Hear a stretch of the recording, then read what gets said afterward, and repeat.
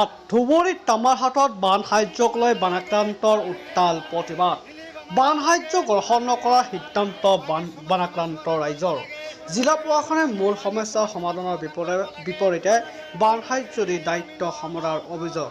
কামাৰডাঙ্গা গাঁও পঞ্চায়তৰ কামাৰডাঙ্গা আৰু কামাৰডাঙ্গা কুটি গাঁৱৰ ৰাইজে সাব্যস্ত কৰিলে প্ৰতিবাদ।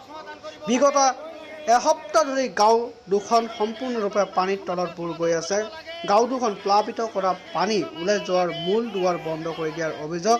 জিলা প্ৰশাসনৰ দুদিন পূৰ্বে ঘটনাস্থলীত উপস্থিত হৈছিল যদিও ওলাব পৰা নাই সমস্যাৰ সমাধান। দীৰ্ঘদিন ধৰে আজি আমি পানিৰ সমস্যাৰ মানে ভুগি আছো।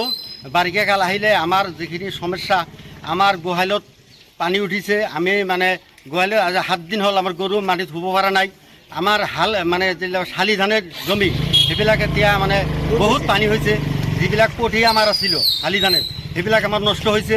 আমি আজিৰ সাংবাদিকৰ জৰিয়তে আমি আমাৰ চিফ মিনিষ্টাৰে মানে অনুৰোধ কৰিছোঁ যে এইটো সমস্যা আমাৰ মানে সমাধান কৰিব লাগে। আমি দুৰ্ভোগী ৰাইজ, আমি কৃষি ৰাইজ, আমি পানীৰ তলত এতিয়া আছোঁ। আজি 7 দিন হ'ল আমি পানীৰ তলতে আছোঁ।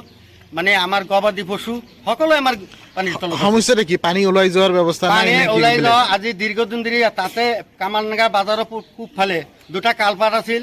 কিছু ব্যক্তিয়ে হিংসামূলকভাৱে আমাৰ সেই কালপাটৰ সন্মুখত ঘৰ বনাই মানে বন্ধ কৰি ৰাখিছে। বন্ধ কৰি ৰখাৰ ফলতে এই কামাৰডাঙ্গা বিলৰ পানী ওলাই যাব নোৱাৰে।